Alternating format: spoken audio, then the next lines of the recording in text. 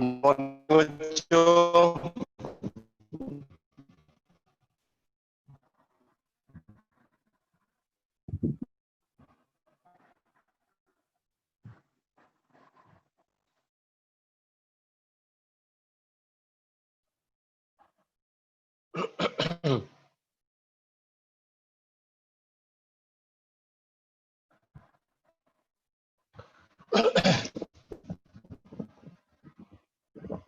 बेटा video quality ठीक है?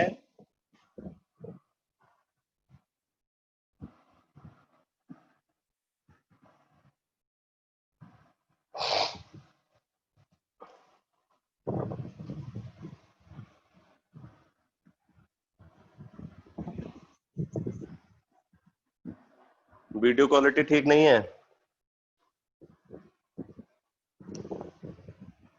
एक मिनट रुक जाओ।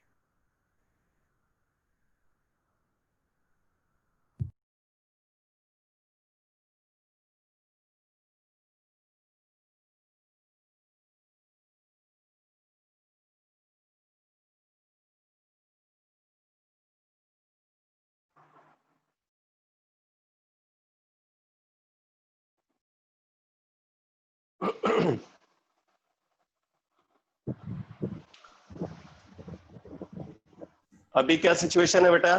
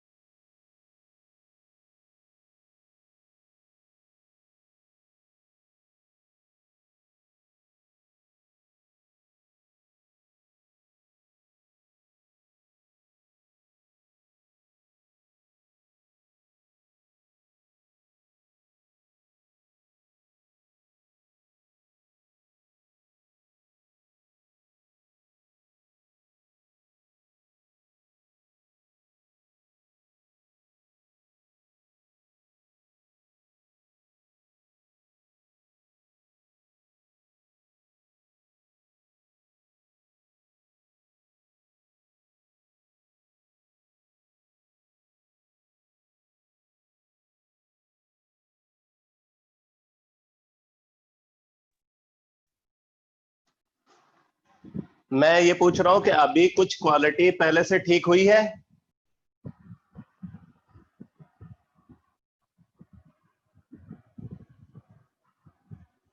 चलो ठीक है, तो फिर कंटिन्यू करते हैं।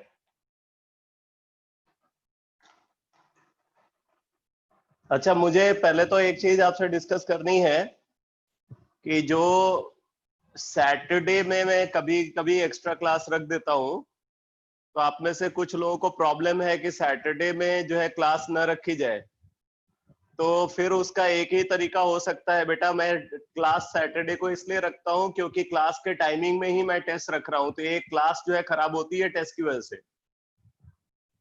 तो अगर अगर आप चाहते हो कि सैटरडे को क्लास न रखा जाए, तो मुझे टेस्ट का एक ऑल्टरनेटिव टाइम आपको फर्स्ट 5 डेज में ही बताना है, मतलब मंडे से फ्राइडे के बीच में कोई एक दिन अदर देन क्लास टाइमिंग वो मुझे चाहिए टेस्ट के लिए, ठीक है। और वो मैं इस तरीके से आपसे पूछ नहीं सकता, तो बेटर होगा कि आप जो है केमिस्ट्री की क्लास के अलावा जो बाकी 2 सब्जेक्ट की आपकी क्लासेस हैं, आप मुझे उसका टाइमिंग, उसका शेड्यूल जो है शेयर कर दो व्हाट्सएप ग्रुप में, एक एक स्टूडेंट विथ नेम, ठीक है, अपने नेम के साथ अपना जो फिजिक्स ट्यूशन का जो टाइमिंग है और मैथमेटिक्स या बायो की क्लासेस का जो टाइमिंग है वो आपको जो है मुझे बताना है, और फिर मैं उसी के हिसाब से आपके लिए टेस्ट का टाइमिंग क्या हो सकता है और कौन से दिन हो सकता है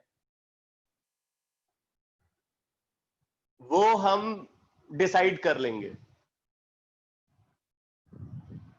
अरे निर्मल, इतनी तो प्रॉब्लम नहीं है बेटा, अभी तो मुझे लग रहा है कि काफी वीडियो क्वालिटी काफी इंप्रूव हो चुकी है। सर वीडियो क्वालिटी इंप्रूव हो गई, वॉइस आपकी लैग कर रही है ज्यादा।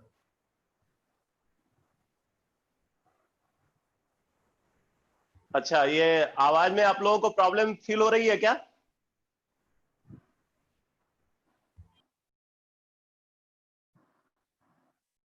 अरे मिट्टी के माधव, जी सर।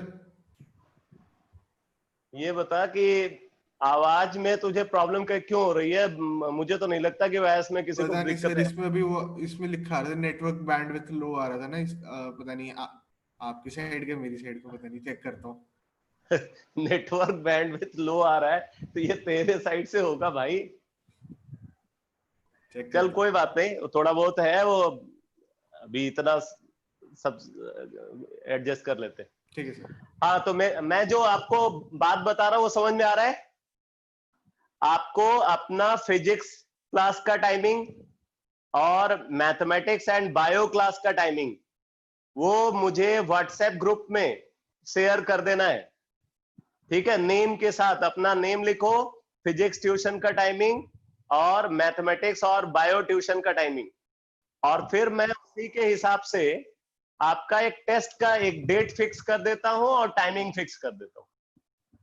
तो फर्स्ट 5 डेज में आपकी क्लासेस भी फिनिश हो जाएंगी और आपका टेस्ट भी हो जाएगा, तो आप सैटरडे संडे केमिस्ट्री की तरफ से फ्री रहोगे। आई बात समझ में? अरे ये सबको समझ में आ गया?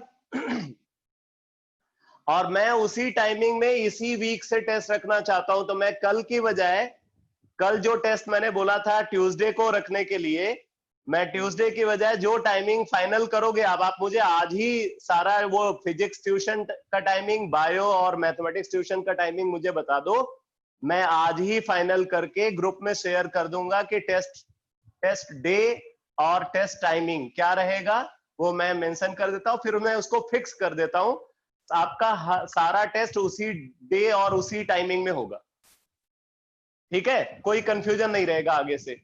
और सैटरडे संडे मैं कोई क्लास नहीं रखूंगा।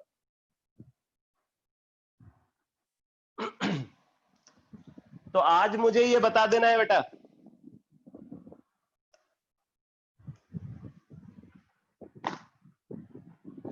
देखो लास्ट क्लास में जनरल ऑर्गेनिक केमिस्ट्री में मैंने स्टार्ट किया था एरोमेटिसिटी का कॉन्सेप्ट, और मैंने आपको बताया हुआ है कि अगर किसी कंपाउंड को एरोमेटिक बनना है तो कंपाउंड को एक साथ 2 क्राइटेरिया को फुलफिल करना होगा। एरोमेटिसिटी का 2 क्राइटेरिया है। फर्स्ट क्राइटेरिया मैंने बताया हुआ है कि कंपाउंड के अंदर cyclic cloud of pi electron होना चाहिए, यानी कि कंपाउंड में साइक्लिक पाई क्लाउड प्रेजेंट होना चाहिए। साइक्लिक जो मॉलिक्यूल है, मॉलिक्यूल के ऊपर और मॉलिक्यूल के नीचे, जो मॉलिक्यूलर स्ट्रक्चर है उसके ऊपर और नीचे साइक्लिक पाई क्लाउड होना चाहिए। और फिर मैंने बताया कि उसके लिए क्या होना चाहिए, उसके लिए कंपाउंड को खुद साइक्लिक होना चाहिए।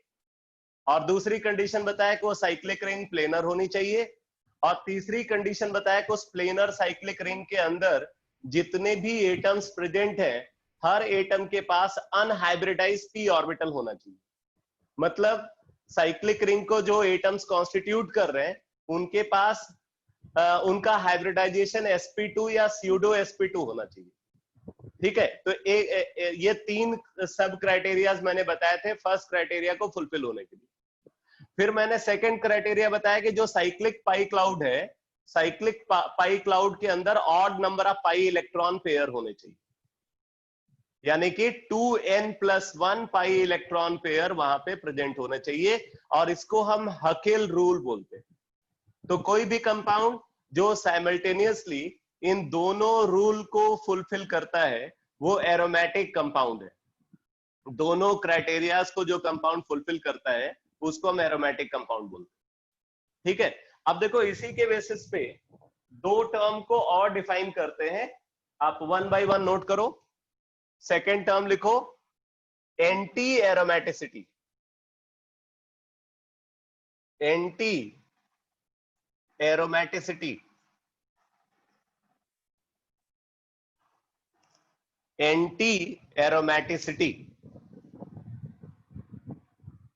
नोट करो। एंटी एरोमेटिसिटी का डिटेल लिखो। If a compound fulfill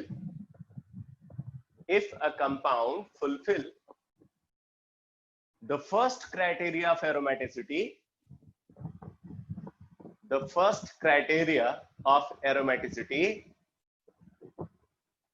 but if a compound fulfill the first criteria of aromaticity but do not follow Haeckel rule,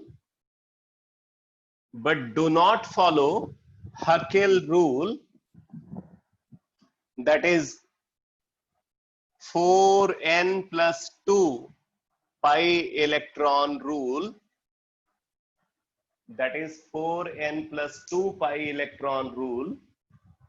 then it is called anti-aromatic compound. Then it is called anti-aromatic compound. Then it is called anti-aromatic compound. आगे लिखो, such compounds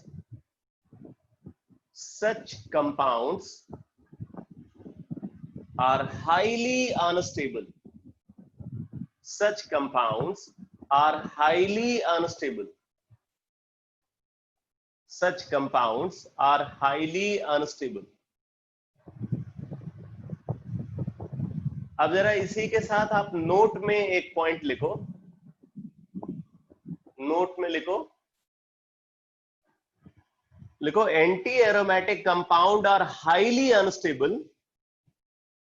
Anti-aromatic compound are highly unstable because their valence shell pi electron. Anti-aromatic compound are highly unstable because their valence shell pi electron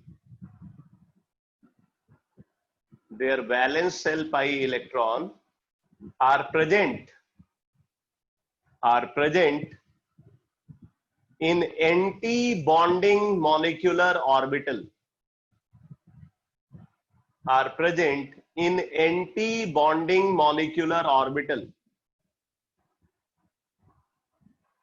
their valence shell pi electron are present in anti-bonding molecular orbital. आगे लिखो, whereas aromatic compounds are highly stable. Aromatic compounds are highly stable because aromatic compounds are highly stable because their valence shell pi electron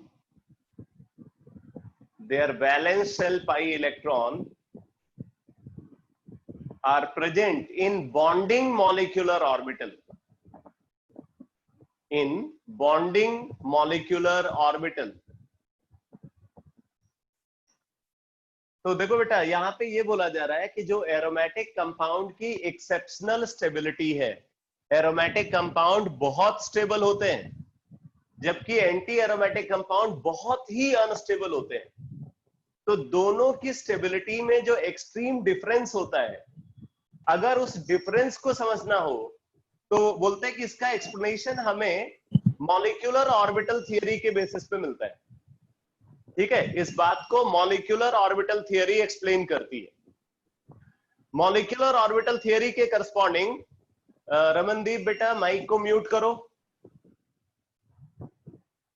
molecular orbital theory के corresponding जो aromatic compounds हैं, aromatic compounds का जो valence shell pi electron है वो bonding molecular orbital में जाता है। और आपने मॉलिक्यूलर ऑर्बिटल थियरी में पढ़ रखा है कि अगर इलेक्ट्रॉन बॉन्डिंग मॉलिक्यूलर ऑर्बिटल में एंटर करता है तो उससे पूरे सिस्टम की पोटेंशियल एनर्जी डिक्रीज करती है, और अगर पोटेंशियल एनर्जी डिक्रीज करेगी तो सिस्टम की स्टेबिलिटी इंक्रीज करेगी। ठीक है, तो इस वजह से जो एरोमेटिक कंपाउंड्स हैं वो स्टेबल होते हैं, क्योंकि वहां पे इलेक्ट्रॉन बॉन्डिंग मॉलिक्यूलर ऑर्बिटल में प्रेजेंट है, valence pi electron bonding molecular orbital में प्रेजेंट है। जबकि अगर electron anti bonding molecular orbital में जाता है तो उल्टा रिजल्ट देखने को मिलता है। इलेक्ट्रॉन अगर एंटी बॉन्डिंग मॉलिक्यूलर ऑर्बिटल में एंटर करेगा तो उससे क्या होगा, सिस्टम की पोटेंशियल एनर्जी इंक्रीज करेगी, और पोटेंशियल एनर्जी इंक्रीज करने की वजह से जो सिस्टम है उसकी स्टेबिलिटी डिक्रीज करती है। तो इसलिए एंटी एरोमेटिक कंपाउंड बहुत अनस्टेबल कंपाउंड होते हैं। ठीक है, तो एक और टर्म लिखो, number 3, non aromaticity. Non aromaticity,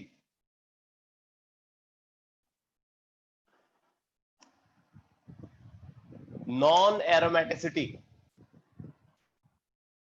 इसमें नोट करो, देखो, if a compound do not fulfill, if a compound do not fulfill the first criteria of aromaticity, if a compound do not fulfill the first criteria of aromaticity,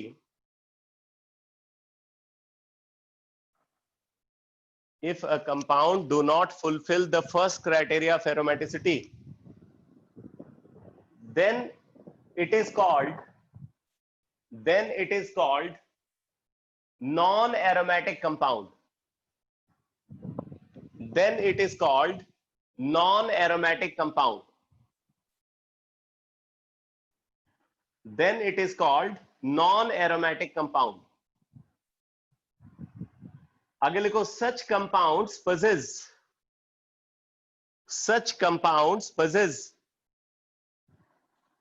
intermediate order of stability. Such compounds possess intermediate order of stability. Such compound possess intermediate order of stability. तो अगर non aromatic compound की stability को consider करें तो इनकी stability aromatic और anti aromatic compound के बीच की होती है। तो ऑर्डर ऑफ स्टेबिलिटी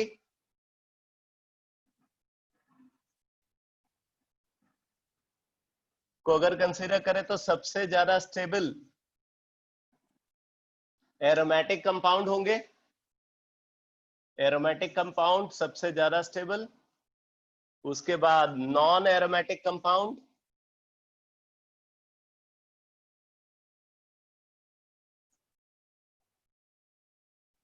और सबसे कम स्टेबल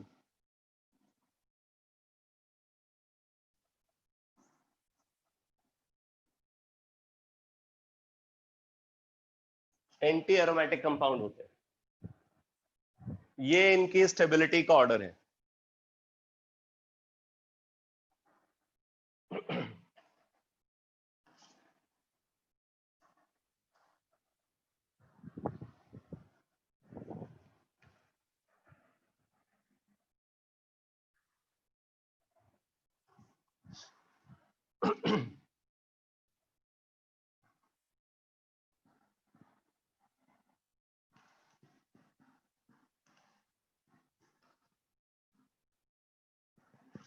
अब एक चीज और समझ लेना कि जो नॉन एरोमेटिक कंपाउंड है, नॉन एरोमेटिक कंपाउंड के केस में हकेल रूल का कोई मतलब ही नहीं रह जाता। और यहाँ पे हकेल रूल का मतलब इसलिए नहीं है क्योंकि अगर हम इन कंपाउंड्स को देखें तो यहाँ पे साइक्लिक पाई क्लाउड होगा ही नहीं। साइक्लिक पाई क्लाउड होने के लिए पहला क्राइटेरिया फुलफिल होना चाहिए, और यहाँ पे पहला ही क्राइटेरिया नहीं फुलफिल हो रहा तो साइक्लिक पाई क्लाउड होगा नहीं। और अगर साइक्लिक पाई क्लाउड होगा नहीं तो साइक्लिक पाई क्लाउड के अंदर हम odd number of pi electron pair को देखते हैं।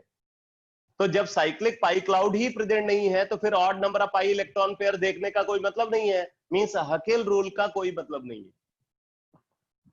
ठीक है, तो हकेल रूल को हम देखेंगे एरोमेटिक कंपाउंड के लिए और एंटी एरोमेटिक कंपाउंड के लिए। अगर फॉलो होता है तो एरोमेटिक, नहीं फॉलो होता है तो एंटी एरोमेटिक। ठीक है, नॉन एरोमेटिक कंपाउंड के केस में हमें सिर्फ ये देखना है कि फर्स्ट क्राइटेरिया फुलफिल होना चाहिए। अगर फर्स्ट क्राइटेरिया फुलफिल नहीं होता तो कंपाउंड नॉन एरोमेटिक ही होगा।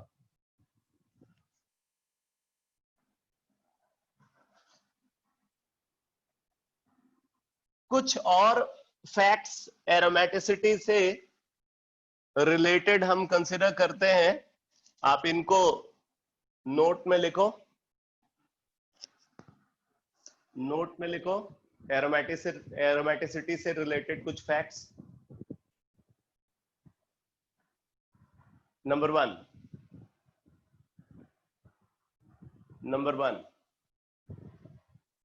लिखो, if a lone pair is involved,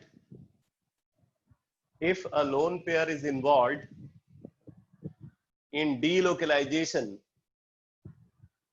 if a lone pair is involved in delocalization, then it is treated, if a lone pair is involved in delocalization, then it is treated just like a pi electron pair, just like a pi electron pair. तो बोल रहे हैं कि अगर कोई lone pair delocalisation में involve है तो हम उसको पाई इलेक्ट्रॉन पेयर की तरह ट्रीट करेंगे। ठीक है, डीलोकलाइजेशन में इन्वॉल्व होने का मतलब कि वो कंजुगेटेड सिस्टम का पार्ट है। तो अगर कोई लोन पेयर कंजुगेटेड सिस्टम का पार्ट है तो वो डीलोकलाइज होगा, और अगर वो डीलोकलाइज हो रहा है तो हम उसको पाई इलेक्ट्रॉन पेयर की तरह ट्रीट करेंगे। यानी कि हकेल रूल को सेटिस्फाई कराने के लिए हम उस लोन पेयर को भी काउंट करेंगे जो डीलोकलाइज हो रहा है। दूसरा पॉइंट लिखो, सेकंड पॉइंट लिखो, if an atom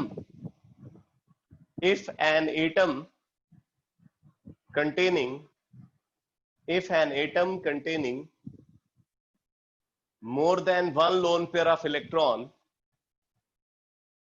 if an atom containing more than one lone pair of electron, then if an atom containing more than one lone pair of electron, then only one of them is involved in delocalization. only one of them is involved in delocalization. जैसे देखो बेटा, अगर हम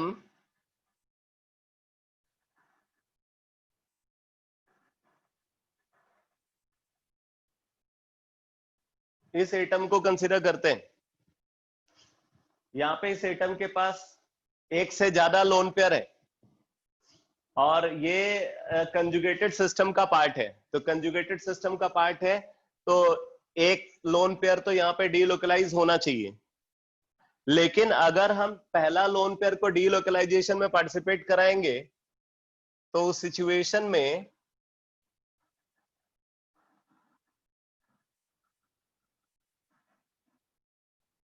आप देखोगे ये बन जाएगा, अगर हम रेजोनेटिंग स्ट्रक्चर बनाए तो फिर ये इसका फॉर्मेशन होगा। ठीक है, अभी भी आप देख रहे हो यहाँ पे एक लोन पेयर है, तो बात आती है कि क्या हम इस लोन पेयर को डीलोकलाइज कर सकते हैं। तो अगर हम इस लोन पेयर को डीलोकलाइज करेंगे तो ऑब्वियसली इधर करेंगे, तो अगर हम इसको डीलोकलाइज करते हैं, जरा देखो क्या होगा। इसको डीलोकलाइज करने पे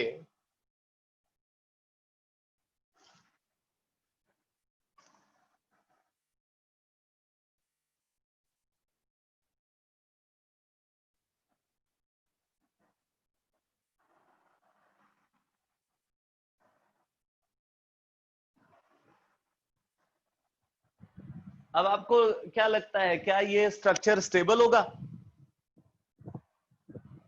क्या ये स्ट्रक्चर स्टेबल होना चाहिए? पहली बात आप देख रहे हो कि एक तरफ तो यहाँ पे इतना ज्यादा चार्ज्ड स्ट्रक्चर है, इस पे 2 पॉजिटिव चार्ज आ गया, यहाँ पे नेगेटिव, यहाँ पे नेगेटिव, तो इतना ज्यादा चार्ज आ गया, इस वजह से ये बहुत अनस्टेबल होगा। दूसरी बात, इसका हाइब्रिडाइजेशन अगर आप देखो तो इसका हाइब्रिडाइजेशन sp हो गया। ये जो ऑक्सीजन है, ऑक्सीजन का हाइब्रिडाइजेशन क्या दिख रहा है आपको? sp हाइब्रिडाइजेशन दिख रहा है।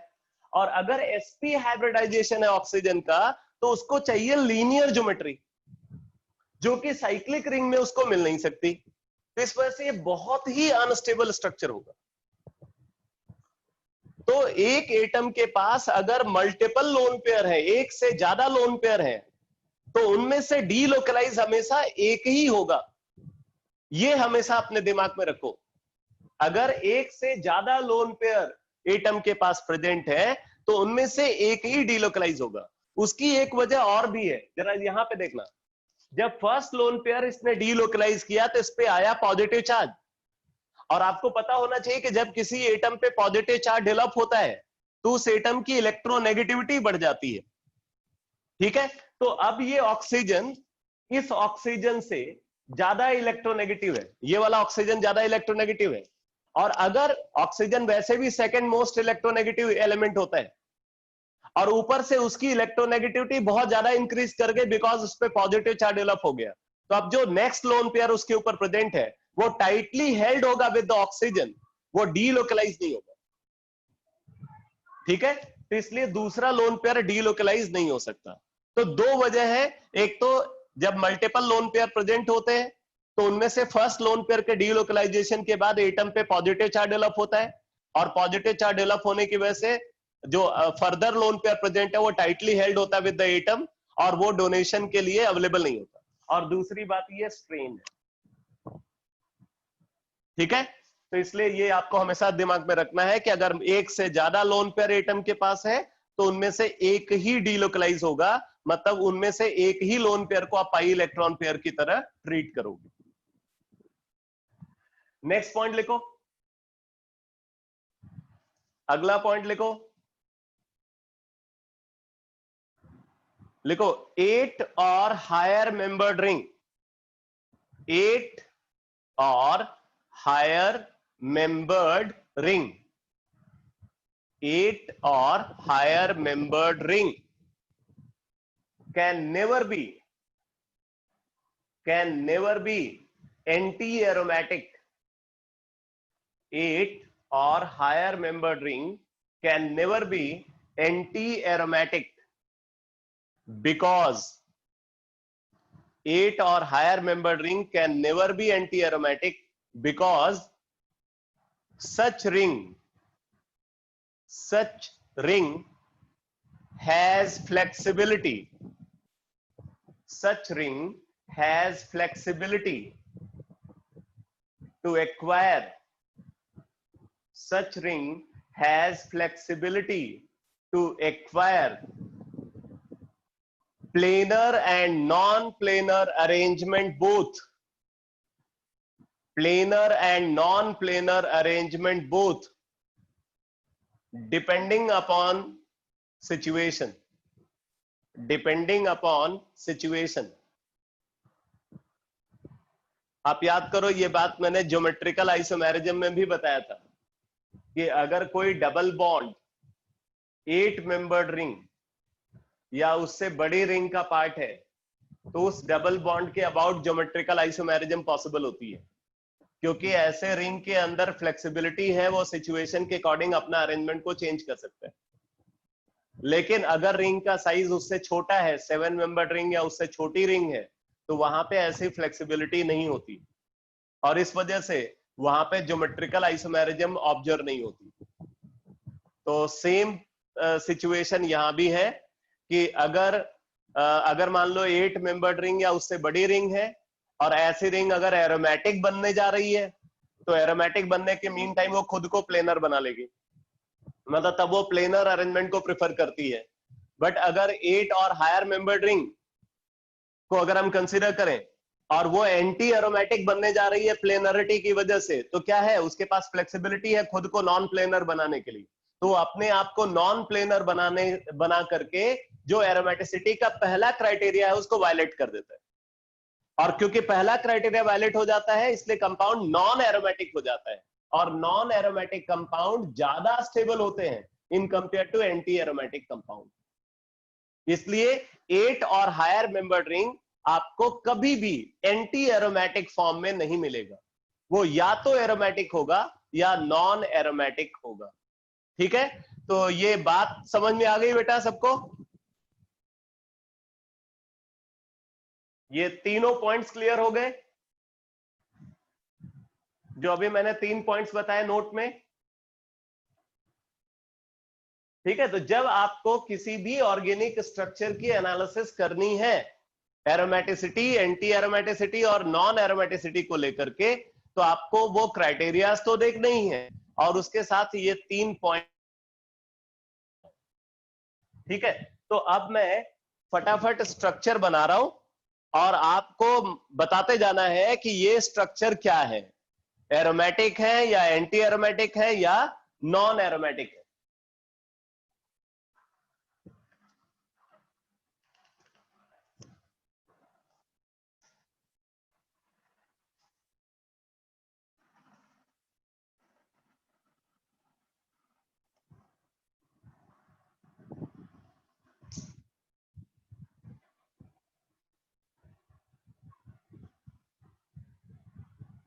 बोलो।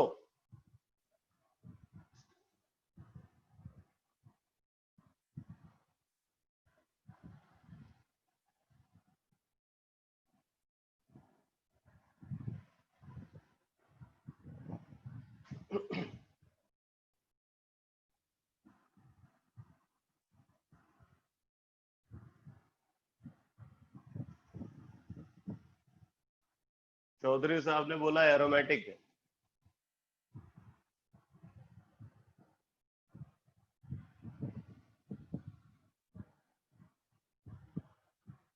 हाँ भाई, बाकी लोगों को क्या लगता है?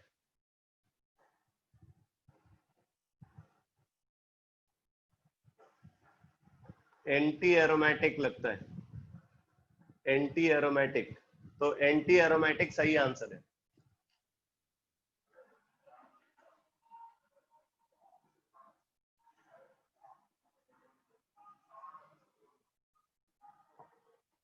ये एंटी एरोमेटिक है बेटा।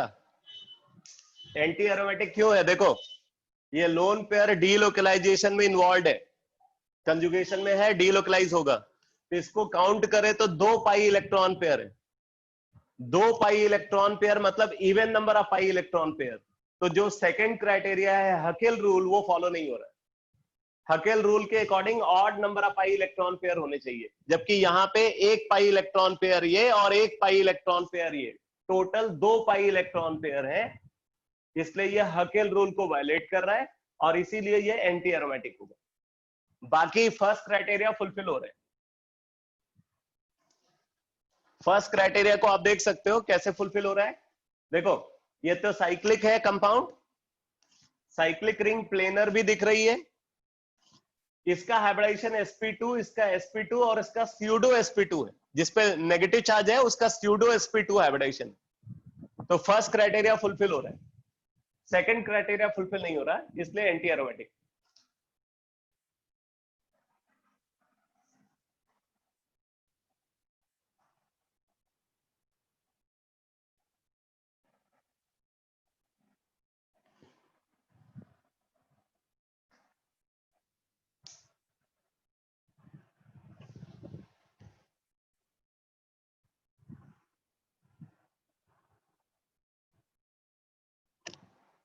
यहाँ पे बी, बी यानी कि बोरॉन।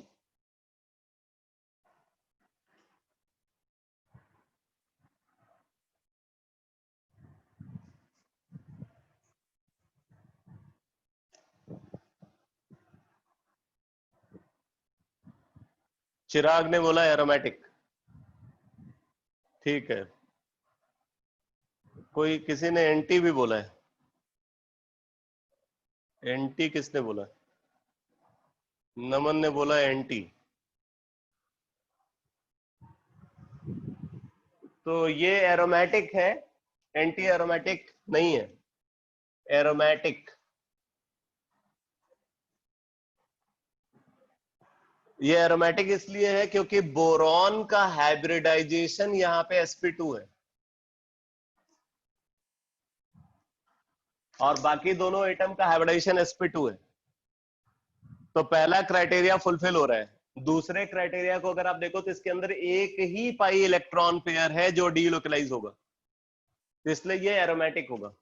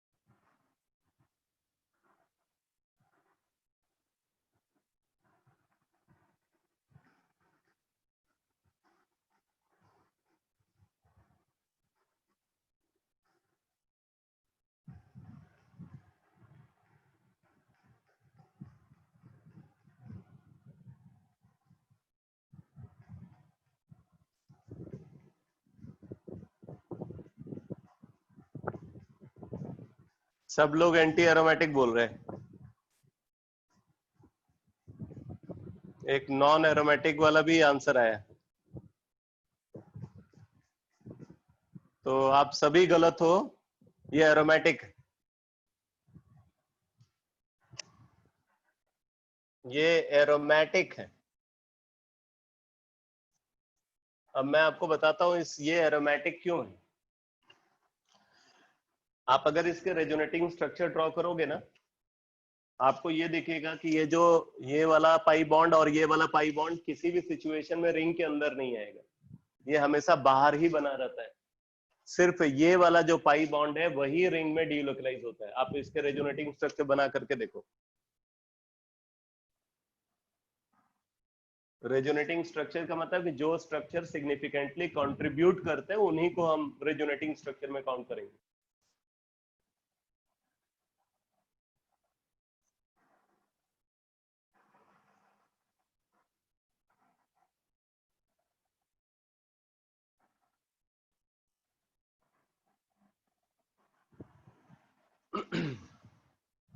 ये स्ट्रक्चर बना,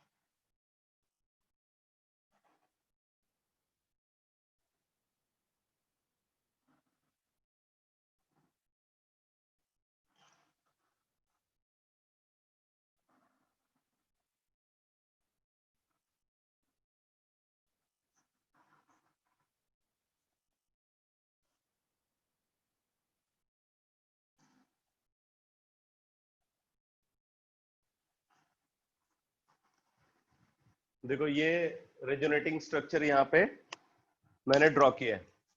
आप देखो किसी भी स्ट्रक्चर में जो कार्बन ऑक्सीजन पाई बॉन्ड है वो रिंग के अंदर नहीं आया, वो रिंग के बाहर ही बना हुआ है।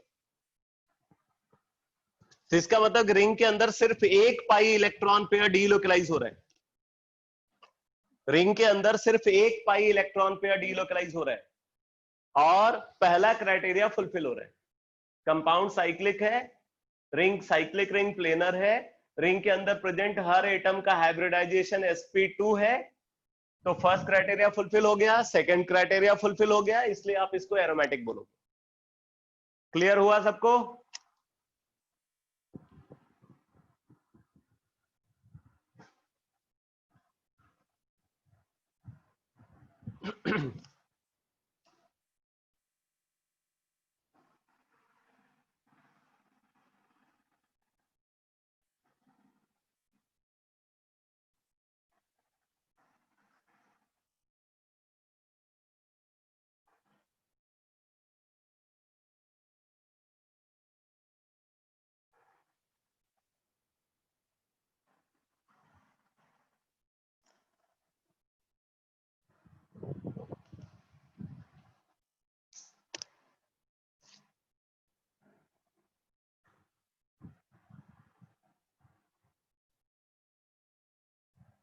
Non aromatic.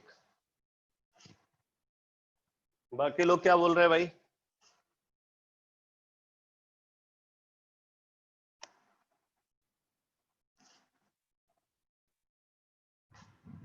शिवांश ने भी बोला non aromatic.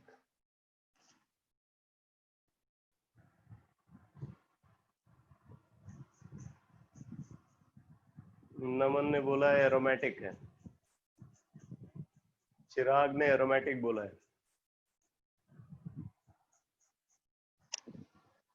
Aromatic is correct answer.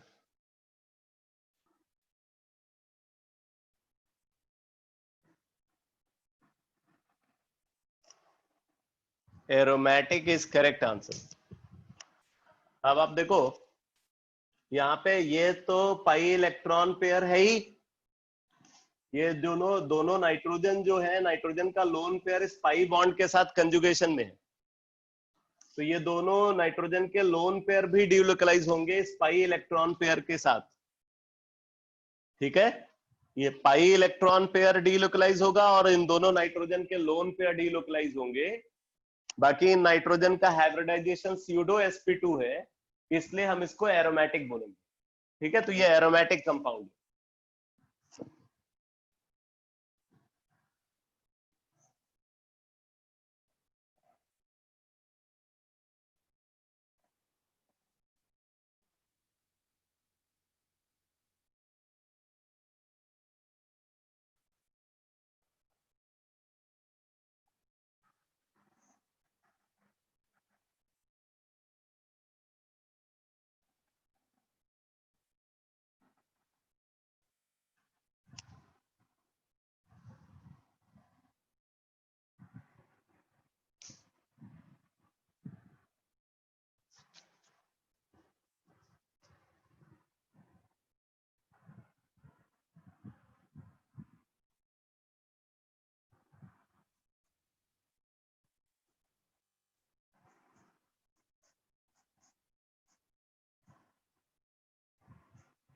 सही है, ये एरोमेटिक है।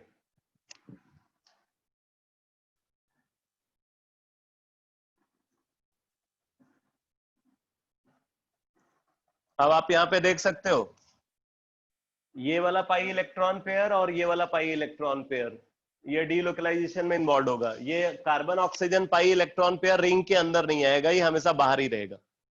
बाकी नाइट्रोजन का लोन पेयर डीलोकलाइज होगा।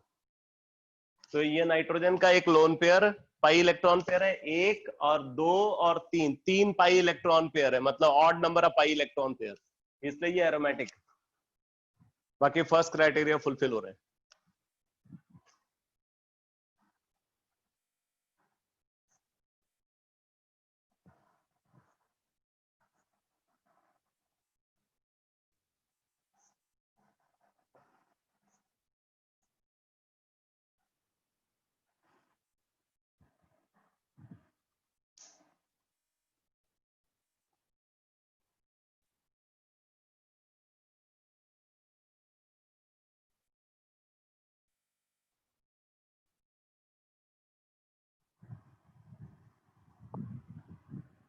सही है, वेरी गुड।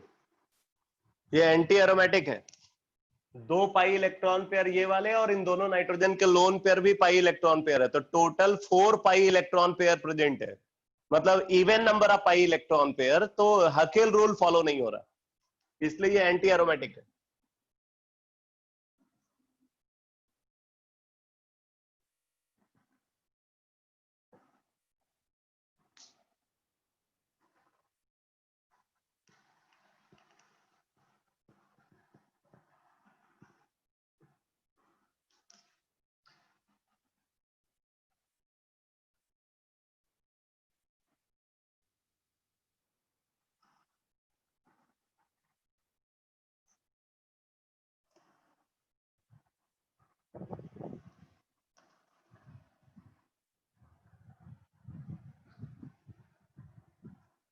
वेरी गुड, ये एरोमेटिक है। दोनों बोरॉन का हाइब्रिडेशन sp2 और दोनों कार्बन का हाइब्रिडेशन भी sp2। पहला क्राइटेरिया फुलफिल हो गया, 1 पाई इलेक्ट्रॉन पेयर डीलोकलाइज हो रहा है, इसलिए एरोमेटिक।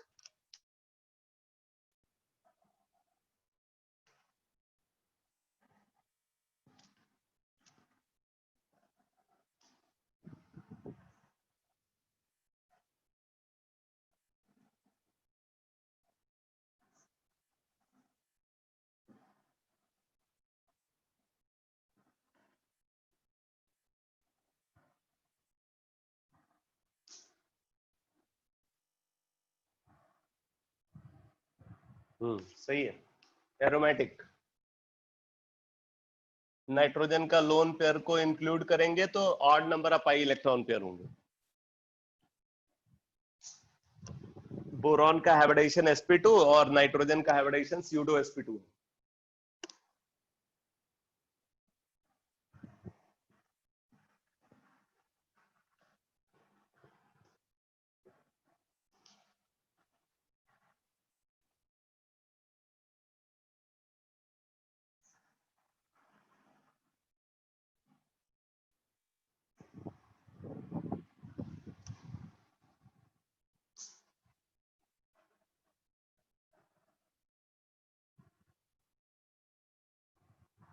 सही है, aromatic.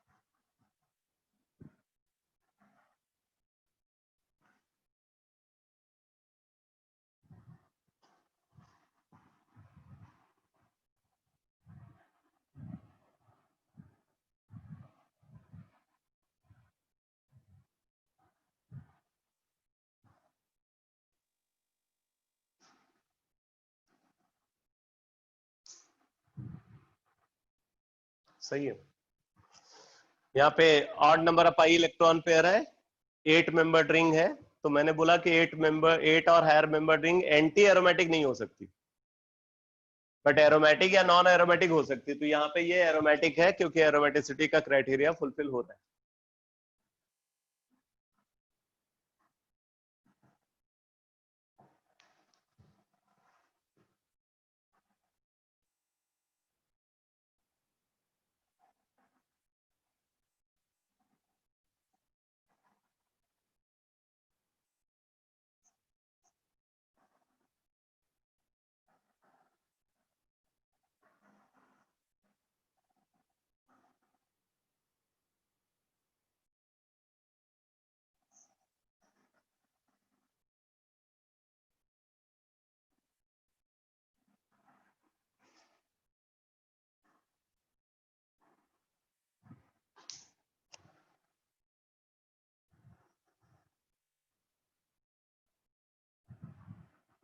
Very good, very good. अगर हम इस तरीके से देखें तो 3 तो पाई इलेक्ट्रॉन पेयर आपको सीधे दिख रहे हैं, एक नाइट्रोजन का लोन पेयर, तो 4 पाई इलेक्ट्रॉन पेयर यहाँ पे है, इस हिसाब से इसको होना चाहिए था एंटी एरोमेटिक, बट यहाँ पे 8 मेंबर्ड रिंग आपको दिख रही है। तो 8 मेंबर्ड रिंग के बाद फ्लेक्सिबिलिटी होती है कि वो सिचुएशन के अकॉर्डिंग खुद को प्लेनर और नॉन प्लेनर बना सकता है। तो ये खुद को एंटी एरोमेटिक होने से बचाने के लिए रिंग को नॉन प्लेनर बना करके नॉन एरोमेटिक बन जाता है। तो ये नॉन एरोमेटिक है।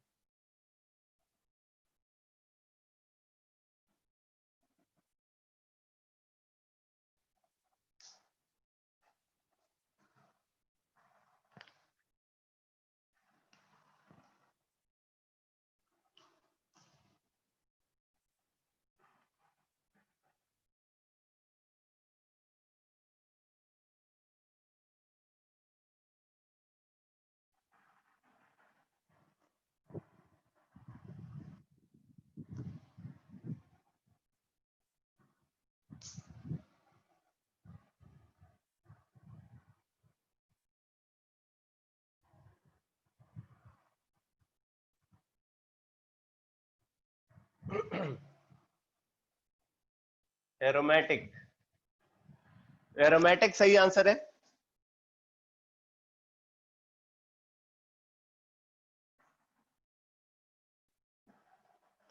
इसको, ये जो आयन आप देख रहे हो ना, इसको ट्रोपोलियम आयन बोलते हैं। ट्रोपोलियम आयन, ये इतना स्टेबल कार्बोकेटायन होता है कि कई बार ये आयनिक कंपाउंड के अंदर ऐसे ही कटायन के फॉर्म में एग्जिस्ट करता है। जैसे सोडियम आयन और पोटेशियम आयन एग्जिस्ट करते हैं, वैसे ही ट्रोपोलियम आयन भी आयनिक कंपाउंड्स के फॉर्म में एग्जिस्ट करता है।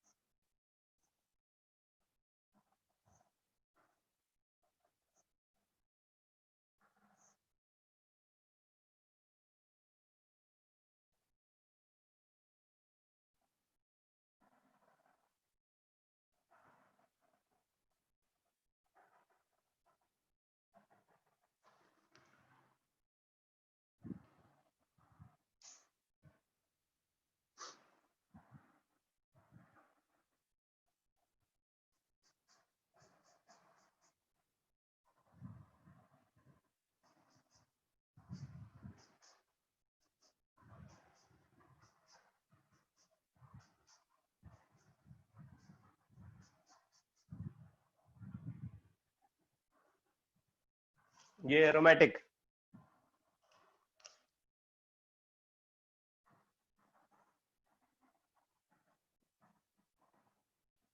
इस कंपाउंड को एजुलीन बोलते हैं। AZULENE, एजुलीन। ये कंपाउंड एजुलीन बोला जाता है, जो कि एरोमेटिक कंपाउंड है। इसका यूनिक फीचर ये है कि जो इसका रेजोनेंस हाइब्रिड होता है, इसका रेजोनेंस हाइब्रिड ज्वेटर आयनिक होता है। इसका रेजोनेंस हाइब्रिड ज्वेटर आयनिक होता है, ज्वेटर आयनिक। इसका मतलब है, ज्वेटर आयनिक का मतलब है कि उसके अंदर एक साथ पॉजिटिव और नेगेटिव चार्जेस दोनों स्टेबल फॉर्म में एग्जिस्ट करते हैं। तो एजुलीन का जो रेजोनेंस हाइब्रिड होता है वो ऐसा ऑब्जर्व होता है।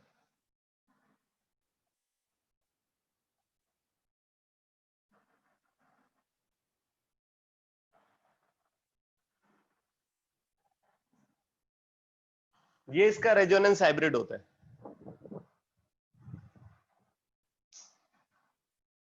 इसमें जो 7 मेंबर्ड रिंग है, 7 मेंबर्ड रिंग के अंदर पॉजिटिव चार्ज और 5 मेंबर्ड रिंग के अंदर नेगेटिव चार्ज एग्जिस्ट करता है। बिकॉज आप एक बात देख लेना, कोई भी 5 मेंबर्ड रिंग, जैसे ये एक 5 मेंबर्ड रिंग है, अगर हम यहाँ पे पॉजिटिव चार्ज रख देना तो ये रिंग एंटी एरोमेटिक बन जाती है।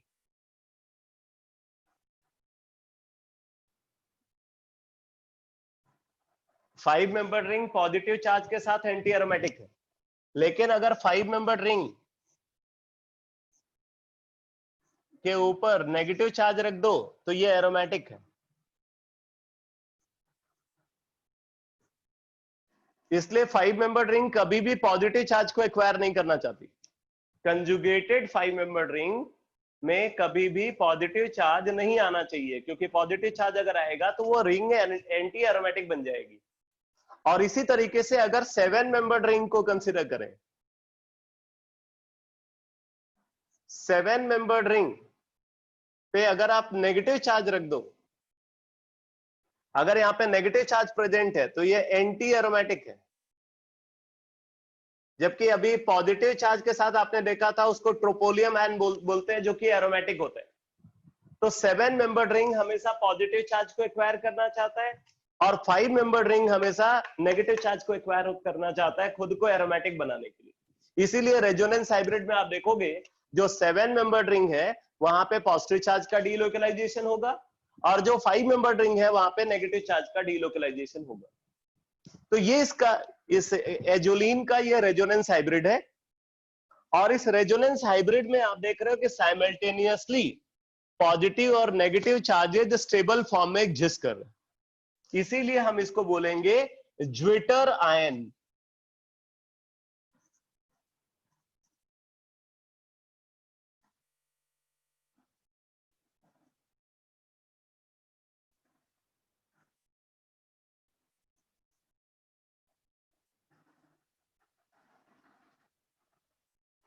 Zwitter ionic structure of azulene.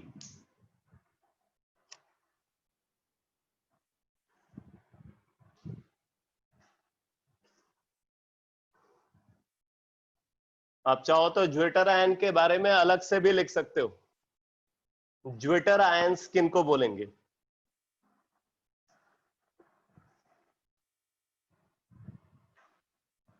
Zwitter ion का डिटेल लिख लो, लिखो those organic species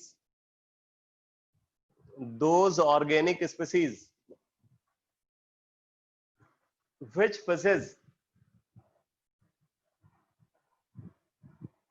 positive and negative charges simultaneously.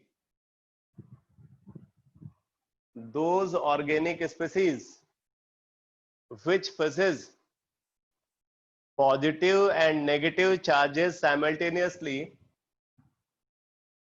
in stable form,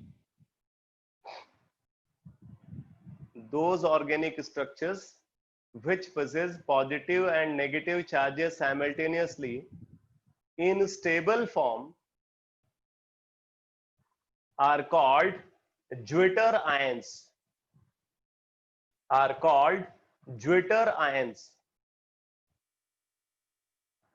अच्छा, अब एक बात और समझ लेना कि अगर ज्विटर आयन किसी सोल्यूशन के अंदर प्रेजेंट है, इलेक्ट्रोलिटिक सोल्यूशन में अगर ज्विटर आयन प्रेजेंट है और वहां पे आप दो इलेक्ट्रोड्स को अगर आप इमर्ज करो और सेल सर्किट को कंप्लीट करके अगर आप करंट का फ्लो कराओ, तो क्या होगा? जो ज्विटर आयन है, ज्विटर आयन किसी भी इलेक्ट्रोड की तरफ मूव नहीं करता, न तो वो कैथोड की तरफ जाता है न वो एनोड की तरफ जाता है, बिकॉज उस पे पॉजिटिव और नेगेटिव चार्जेस दोनों प्रेजेंट है। तो उसको कैथोड भी अपनी तरफ खींच रहा है और उसको एनोड भी अपनी तरफ खींच रहा है। इसलिए ऐसा आयन किसी भी इलेक्ट्रोड की तरफ मूव नहीं करता, क्योंकि दोनों ही इलेक्ट्रोड की वजह से उस पे अट्रैक्टिव फोर्स ऑफर हो रहा है, दोनों ही इलेक्ट्रोड उसको अपनी अपनी तरफ खींच रहे हैं। आप अभी अगला चैप्टर पढ़ोगे फिजिकल केमिस्ट्री में, सरफेस केमिस्ट्री। तो सरफेस केमिस्ट्री में ये बात वहां पे डिस्कस होती है, एक फिनोमेना को डिफाइन करते हैं जिसको बोलते हैं इलेक्ट्रोफोरेसिस और कैटाफोरेसिस।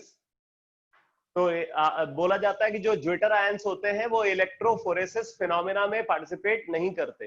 बेसिकली वो आयंस किसी भी इलेक्ट्रोड की तरफ मूव नहीं कर रहे हैं। अगर कोई आयन एक पर्टिकुलर इलेक्ट्रोड की तरफ मूव कर रहा है under the influence of electric field, तो हम उस फिनोमेना को बोलते हैं इलेक्ट्रोफोरेसिस। तो यहां पे इलेक्ट्रोफोरेसिस फिनोमेना नहीं ऑब्जर्व होगा अगर ज्विटर आयन। बात क्लियर हुई बेटा? ज्विटर आयंस क्या होते हैं ये समझ में आ गया?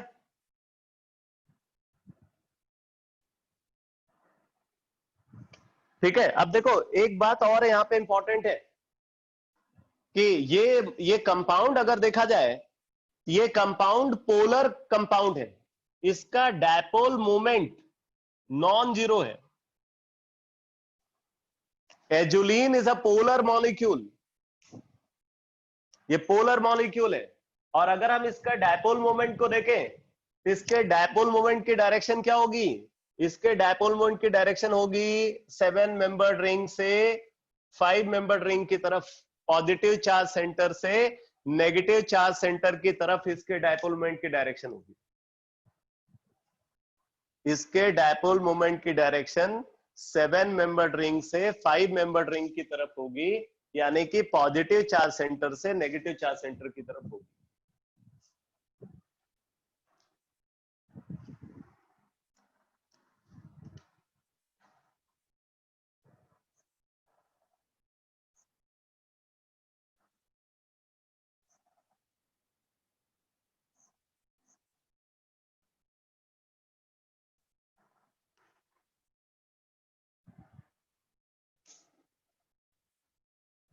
बोलो क्या है ये?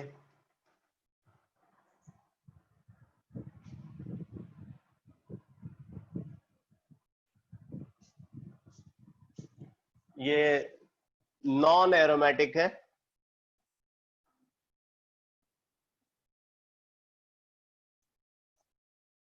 क्यों है नॉन एरोमेटिक? उसके पीछे ये फैक्टर रिस्पॉन्सिबल है, इस कार्बन पे जो हाइड्रोजन है वो इधर नीचे की तरफ लाई कर रहा है, इसका हाइड्रोजन ऊपर की तरफ लाई कर रहा है।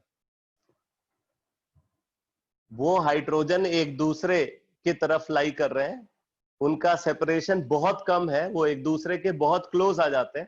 तो ऐसे सिचुएशन में उनके बीच में स्ट्रॉन्ग स्टेरिक रिपल्सन ऑब्जर्व होता है। और वो स्टेरिक रिपल्सन क्या करता है? वो स्टेरिक रिपल्सन इसको नॉन प्लेनर बना देता है। ये स्टेरिक रिपल्सन इस रिंग को क्या बना देता है? नॉन प्लेनर बना देता है। और नॉन प्लेनर होने की वजह से ये रिंग नॉन एरोमेटिक हो जाती है। तो ये नॉन एरोमेटिक है।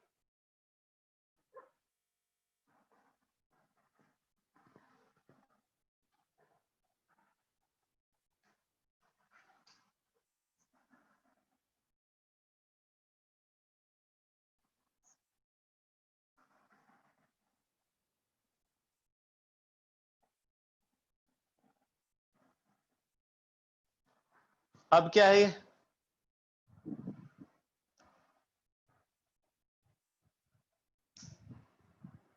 सही है, अब ये एरोमेटिक है,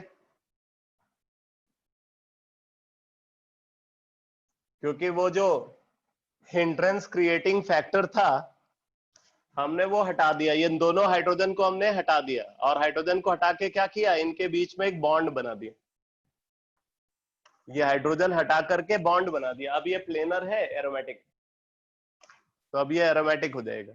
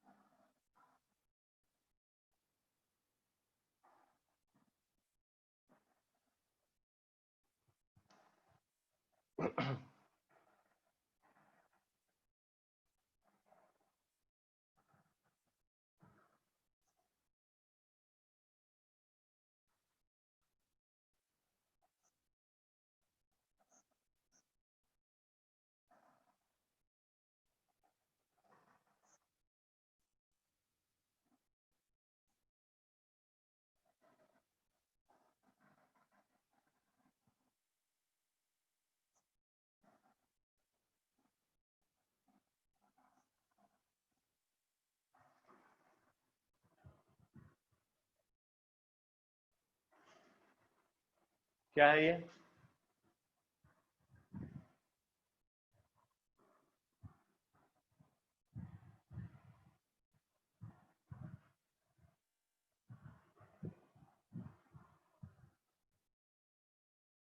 एकदम सही है, ये नॉन एरोमेटिक है।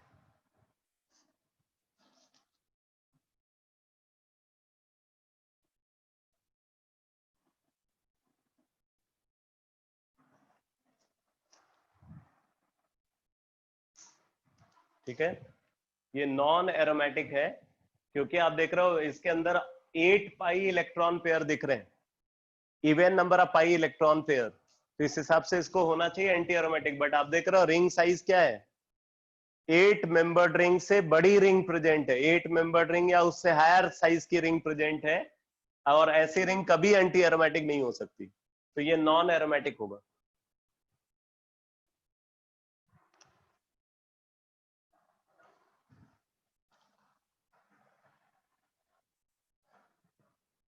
अब आप लिखो application of aromaticity, application of aromaticity.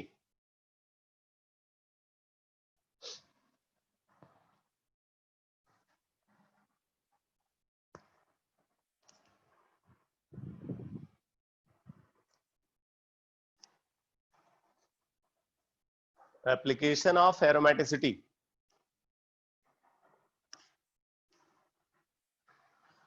First application लिखो, indetermination of bond dissociation energy, indetermination of bond dissociation energy of a covalent bond, indetermination of bond dissociation energy of a covalent bond।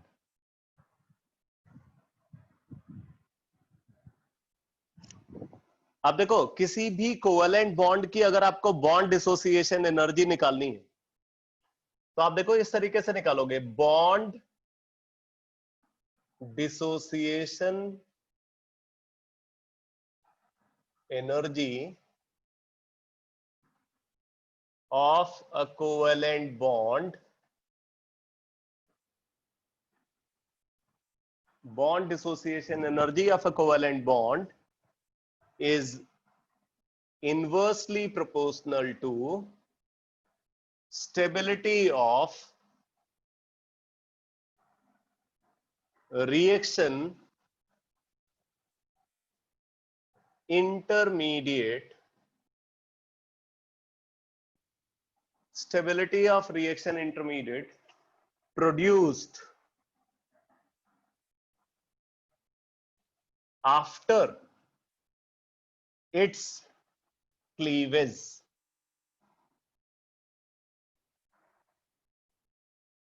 उस bond के breaking के बाद, ठीक है, वो covalent bond की breaking के बाद जो रिएक्शन इंटरमीडिएट प्रोड्यूस हो रहा है, वो रिएक्शन इंटरमीडिएट जितना स्टेबल होगा, किसी भी कोवेलेंट बॉन्ड को ब्रेक करने के बाद जो रिएक्शन इंटरमीडिएट प्रोड्यूस हो रहा है, वो रिएक्शन इंटरमीडिएट जितना स्टेबल होगा, बॉन्ड की बॉन्ड डिसोसिएशन एनर्जी उतनी कम होगी, मतलब उतना इजिली वो कोवेलेंट बॉन्ड ब्रेक होगा।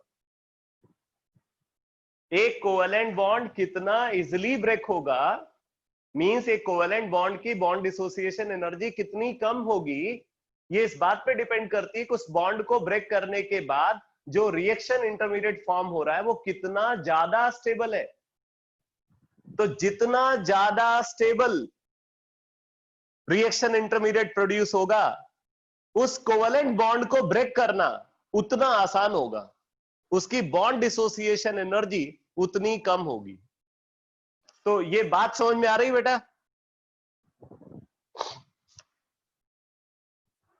ये बहुत इंपॉर्टेंट पॉइंट है, मैं आपको बता रहा हूं। आप इसका एप्लीकेशन जो है आगे हाइपर कंजुगेशन में भी देखोगे। किसी भी कोवेलेंट बॉन्ड की बॉन्ड डिसोसिएशन एनर्जी इस बात पे डिपेंड करती है कि उस बॉन्ड को ब्रेक करने के बाद जो इंटरमीडिएट बना है वो कितना ज्यादा स्टेबल है। अगर स्टेबल इंटरमीडिएट होगा तो आसानी से फॉर्म हो जाएगा, और अगर अनस्टेबल इंटरमीडिएट होगा तो डिफिकल्टी के साथ फॉर्म होगा। अगर इंटरमीडिएट आसानी से फॉर्म हो रहा है मतलब जिस बॉन्ड को ब्रेक करके वो इंटरमीडिएट बनना है, वो बॉन्ड इजिली ब्रेक होगा, तो उसकी बॉन्ड डिसोसिएशन एनर्जी कम होगी। ये पॉइंट क्लियर हुआ या नहीं?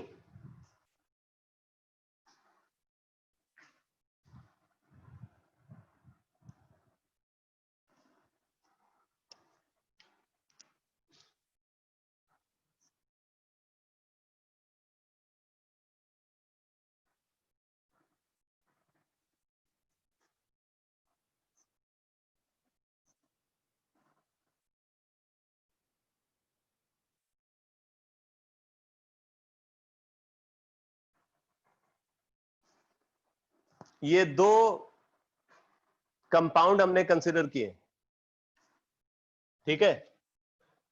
इनको हम सिल्वर नाइट्रेट से रिएक्ट कराते हैं, सिल्वर नाइट्रेट के साथ, एक्वस सिल्वर नाइट्रेट के साथ स्लाइटली हीट कर रहे हैं।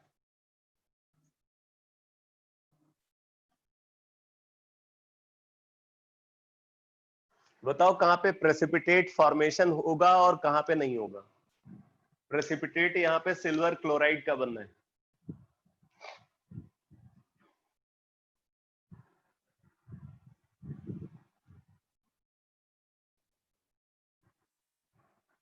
कहां पे प्रेसिपिटेशन होगा, कहां पे नहीं होगा?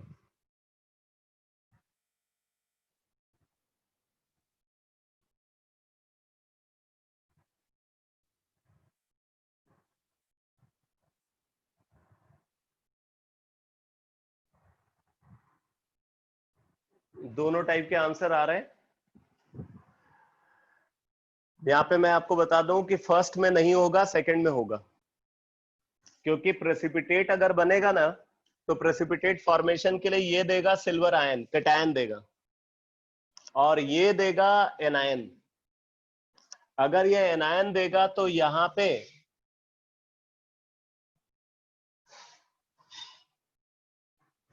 इसका फॉर्मेशन होना चाहिए, और ये है एंटी एरोमेटिक।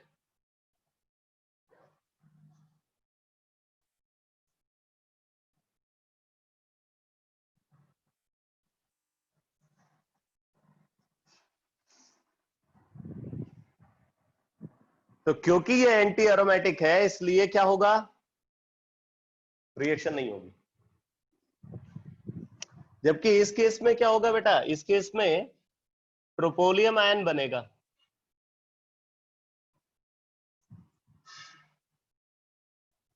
ट्रोपोलियम आयन बनेगा। ट्रोपोलियम आयन होता है एरोमेटिक, और उसके साथ सिल्वर क्लोराइड का प्रेसिपिटेट, तो यहां पर रिएक्शन होगी।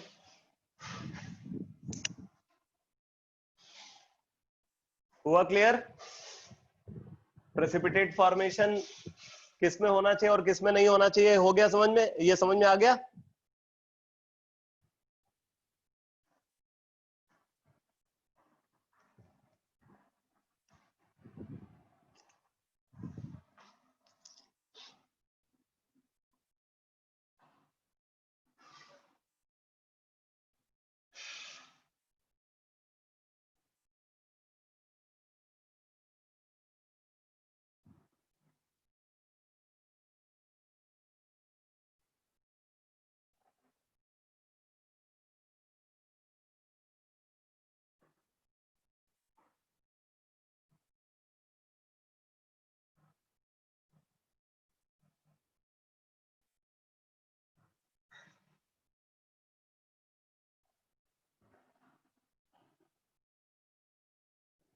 ये तीन कंपाउंड है, इनमें प्रेजेंट कार्बन क्लोरीन बॉन्ड की बॉन्ड डिसोसिएशन एनर्जी का ऑर्डर बताओ। कार्बन क्लोरीन बॉन्ड की बॉन्ड डिसोसिएशन एनर्जी का ऑर्डर टुवर्ड्स हेटेरोलिसिस।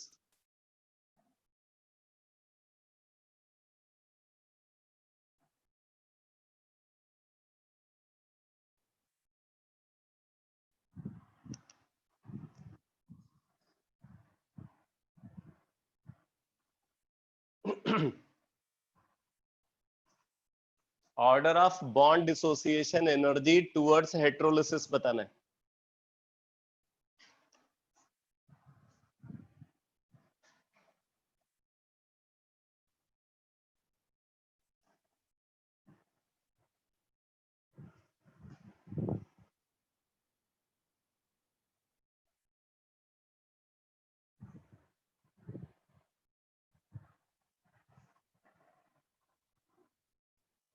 मतलब बॉन्ड डिसोसिएशन एनर्जी फर्स्ट में सबसे ज्यादा और थर्ड में सबसे कम होगी।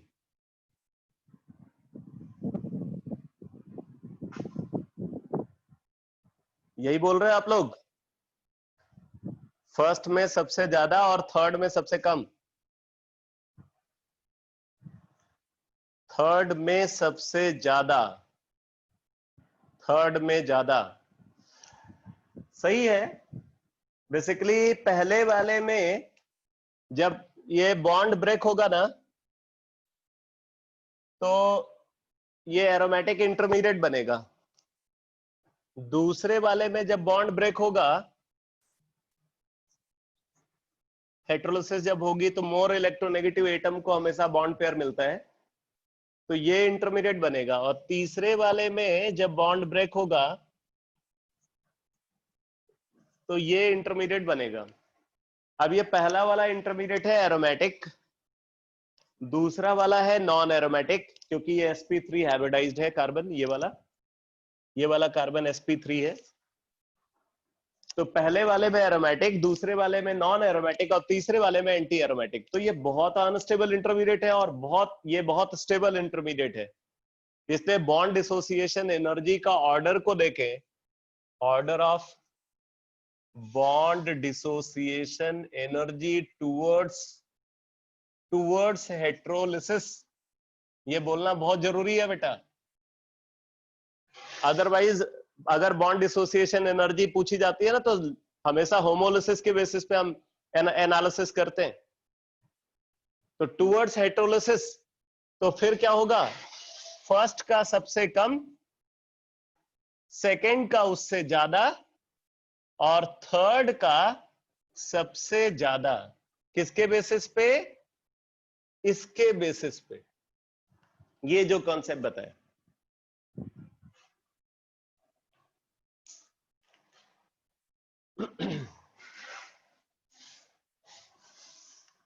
आ गया समझ में?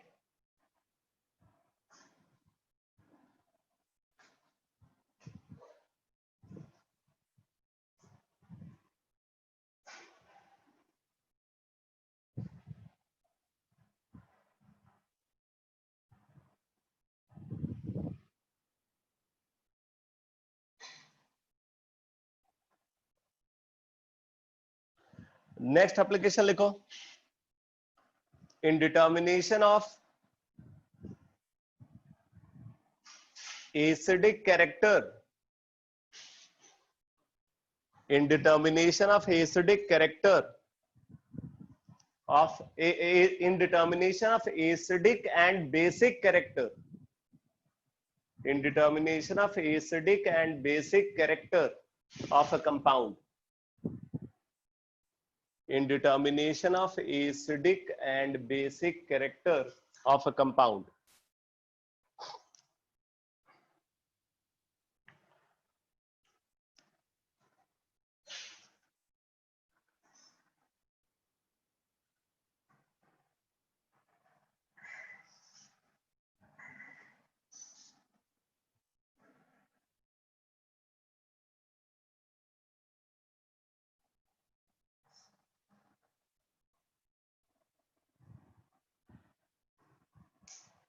ये दो कंपाउंड है, which is more acidic.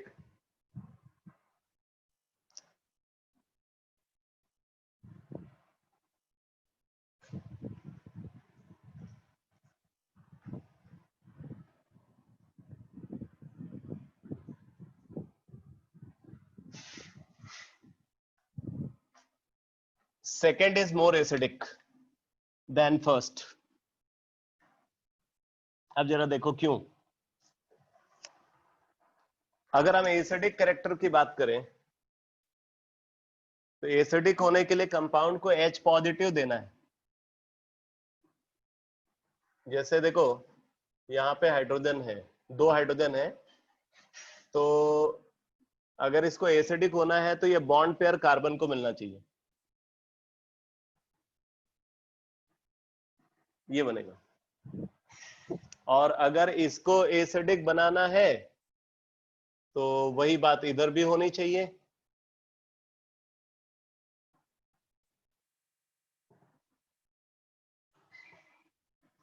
अब देख सकते हो ये वाला एनायन क्या है, एंटी एरोमेटिक,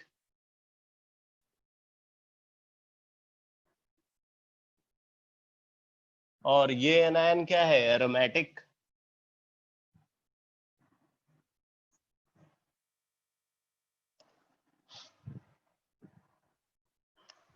तो obviously second is more acidic then that of first.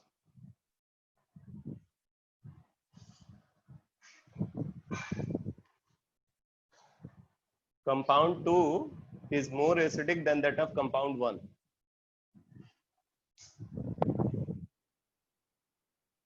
अब जैसे अगर आपसे ये पूछा जाता है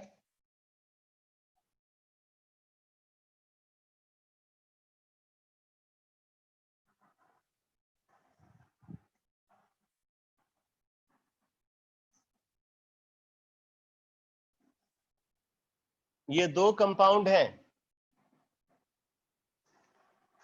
which is more basic,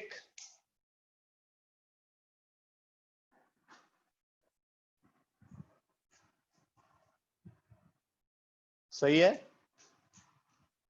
अगर मोर बेसिक की बात कर रहे हैं तो मोर बेसिक वो होगा जो ज्यादा इजिली H नेगेटिव देगा।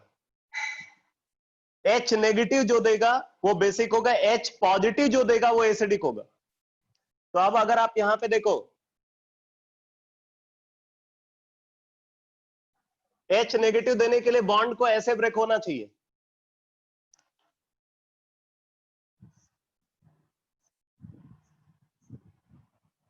और तब इस पे आएगा पॉजिटिव चार्ज। अब आप समझ सकते हो ये एंटी एरोमेटिक है, और अगर इसको H नेगेटिव देना हो तब ये एक्वायर करेगा पॉजिटिव चार्ज, और पॉजिटिव चार्ज के साथ ये क्या है, एरोमेटिक है, एरोमेटिक।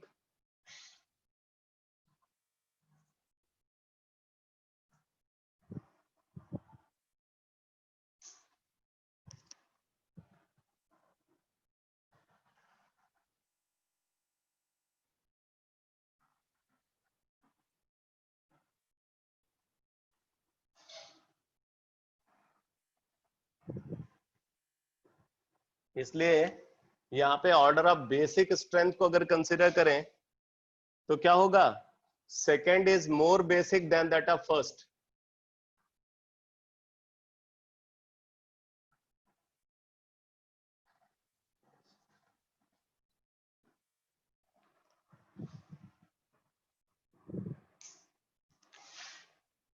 नेक्स्ट एप्लीकेशन लिखो।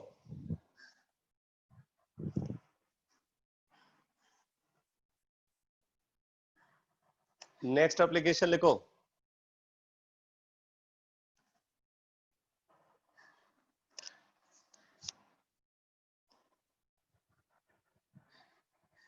in determination of dipole moment, in determination of dipole moment, in determination of dipole moment,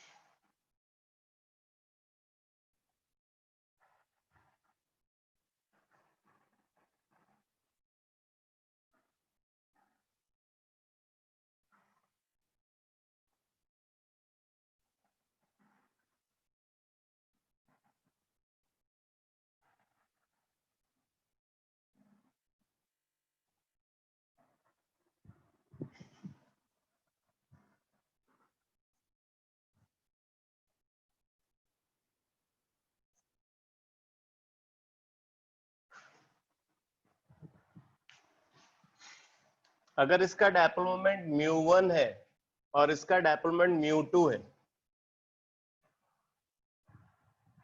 तो किसका डायपोलमेंट ज्यादा होगा? μ1 और μ2 को कंपेयर करें तो कौन सी वैल्यू ज्यादा होगी?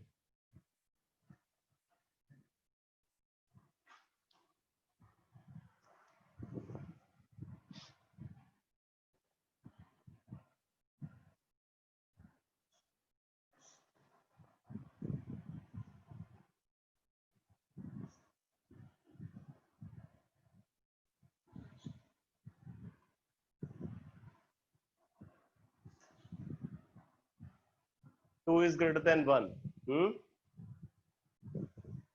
2 इज ग्रेटर देन 1, सही है।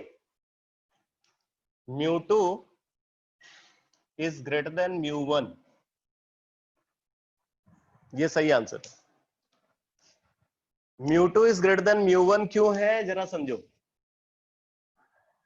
जैसे मैंने बताया है कि 5 मेंबर्ड रिंग को अगर एरोमेटिक बनाना है तो 5 मेंबर्ड रिंग एरोमेटिक बनने के लिए हमेशा नेगेटिव चार्ज एक्वायर करना चाहती है।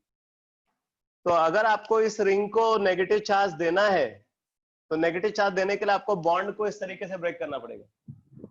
और जब आप बॉन्ड इस तरीके से ब्रेक करोगे तो क्या होगा, यहां पे तो डेवलप होगा बेटा नेगेटिव चार्ज और यहां पे डेवलप होगा पॉजिटिव चार्ज।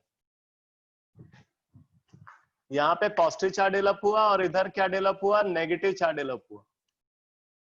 तो आप देख रहे हो कि ये भी एरोमेटिक है, ये वाली रिंग नेगेटिव चार्ज के साथ, और ये वाली रिंग भी एरोमेटिक है पॉजिटिव चार्ज के साथ।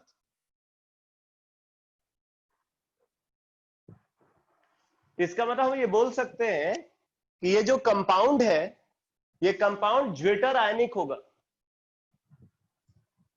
अगर इस कंपाउंड को कंसीडर किया जाए तो ये कंपाउंड क्या है, ये ज्वेटर आयनिक कंपाउंड है, ज्वेटर आयनिक स्ट्रक्चर को एक्वायर करेगा। और आप देख सकते हो कि यहाँ पे डायपोल मोमेंट की डायरेक्शन ये होगी 3 मेंबर्ड रिंग से 5 मेंबर्ड रिंग की तरफ, पॉजिटिव चार्ज सेंटर से नेगेटिव चार्ज सेंटर की तरफ। तो ये डायपोल मोमेंट की डायरेक्शन होगी। अब जरा यहाँ पे देखो, 7 मेंबर्ड रिंग को एरोमेटिक बनाने के लिए हमें उस रिंग को देना होगा पॉजिटिव चार्ज। पॉजिटिव चार्ज देना है मतलब ये बॉन्ड ऐसे ब्रेक होना चाहिए। तो अब आप देखो यहां पे आ गया पॉजिटिव चार्ज और यहां पे डेवलप हो गया नेगेटिव चार्ज। इस रिंग पे पॉजिटिव चार्ज और इस रिंग पे एरोमेटिक नेगेटिव चार्ज। तो पॉजिटिव चार्ज के साथ ये तो बन गया एरोमेटिक, लेकिन नेगेटिव चार्ज के साथ ये बन गया एंटी एरोमेटिक।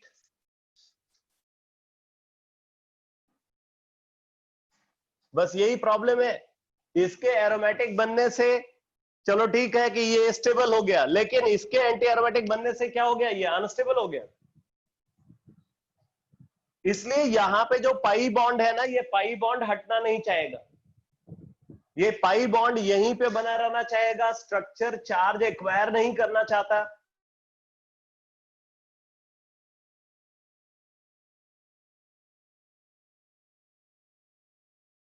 होगा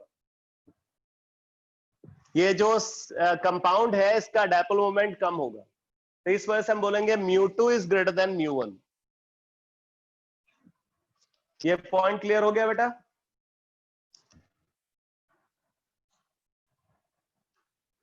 ये एक्सप्लेनेशन समझ में आ गया?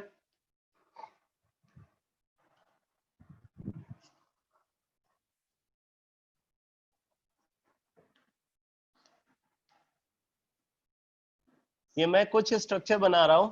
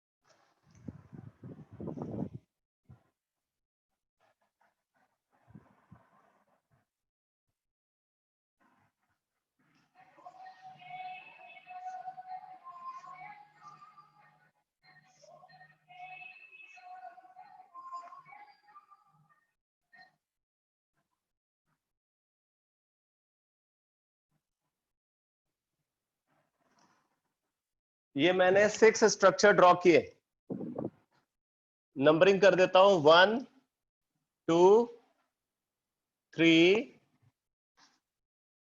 4 5 एंड 6। ये टोटल 6 स्ट्रक्चर मैंने बनाए हुए हैं। आप मुझे बताना इसमें कौन सा स्ट्रक्चर पोलर है और कौन सा स्ट्रक्चर नॉन पोलर। सिर्फ आप मुझे बताओ पोलर स्ट्रक्चर कौन से, इनमें पोलर स्ट्रक्चर कौन कौन से हैं।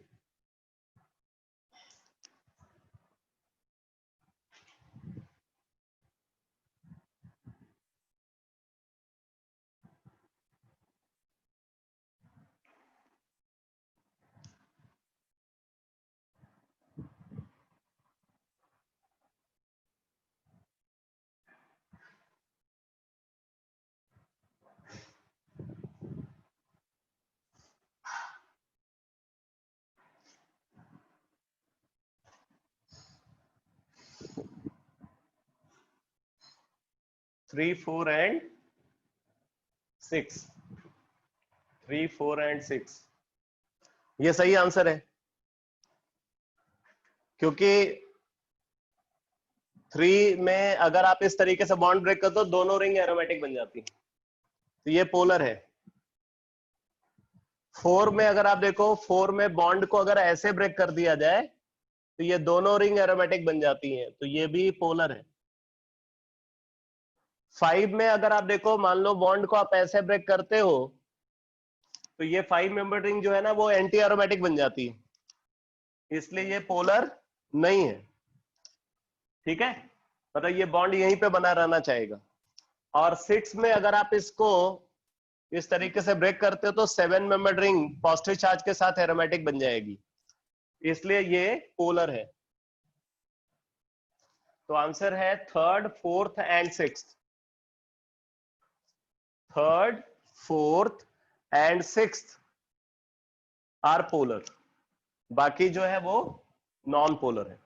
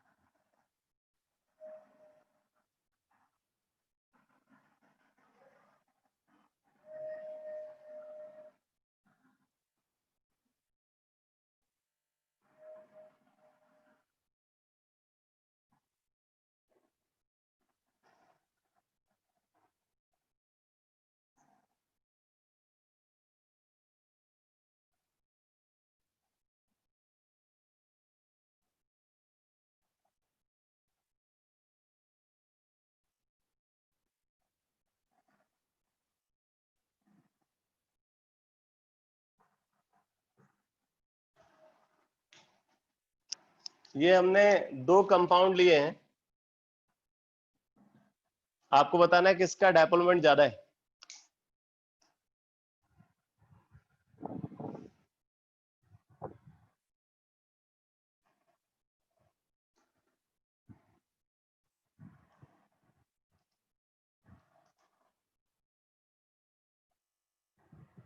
वेरी गुड, सेकंड का डायपोलमेंट फर्स्ट से ज्यादा है।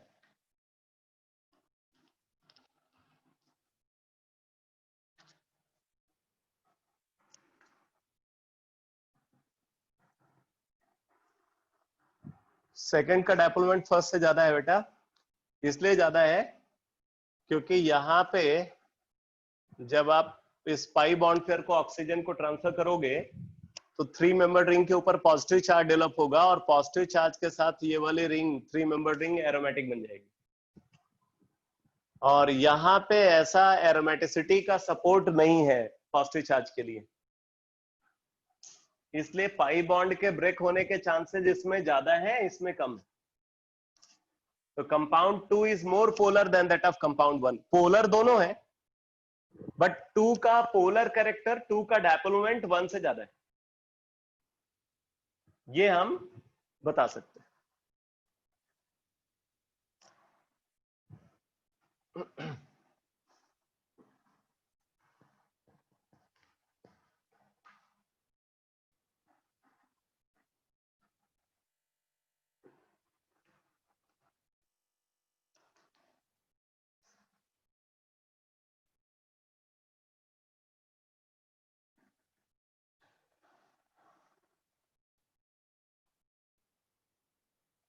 नेक्स्ट एप्लीकेशन लिखो,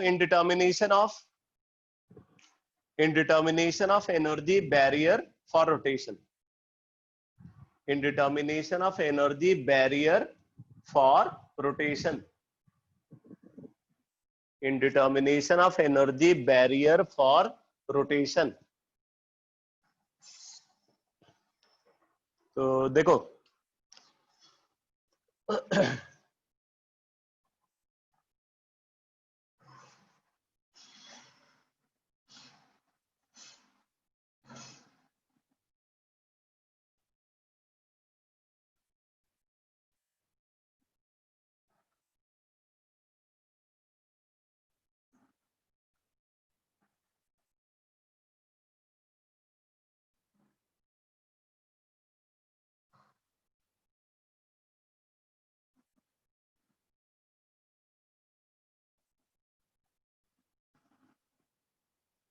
ये दो कंपाउंड है बेटा, हम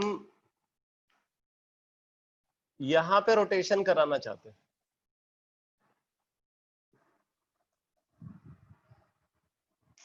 इस डबल बॉन्ड के अबाउट रोटेशन चाहते हैं। एनर्जी बैरियर फॉर रोटेशन कहां पे हाई होगा?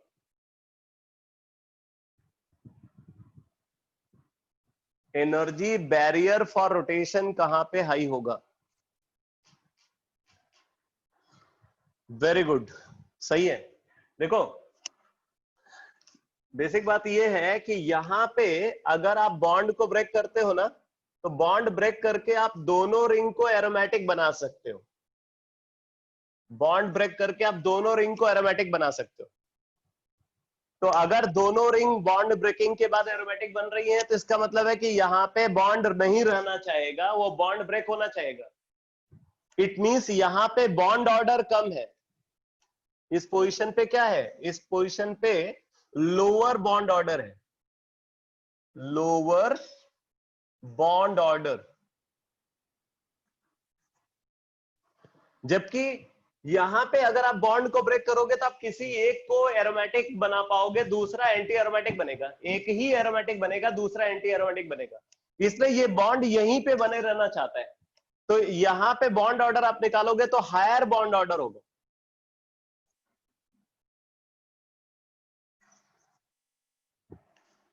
और अगर बॉन्ड ऑर्डर ज्यादा है तो ऑब्वियसली फ्री रोटेशन डिफिकल्ट होगा। मैंने आपको ज्योमेट्रिकल आइसोमेरिज्म के साथ बताया हुआ है कि मल्टीपल बॉन्ड के अबाउट हिंडर्ड रोटेशन और सिंगल बॉन्ड के अबाउट फ्री रोटेशन होता है। फ्री रोटेशन के लिए एनर्जी बैरियर फॉर रोटेशन लो होता है और हिंडर्ड रोटेशन के लिए energy barrier for rotation high होता है। तो यहां पे हिंडर्ड रोटेशन ज्यादा हो रहा है, यहां पे हिंडर्ड रोटेशन कम हो रहा है, इसलिए यहां पे एनर्जी बैरियर फॉर रोटेशन लो होगा, यहां पे energy barrier for rotation high होगा।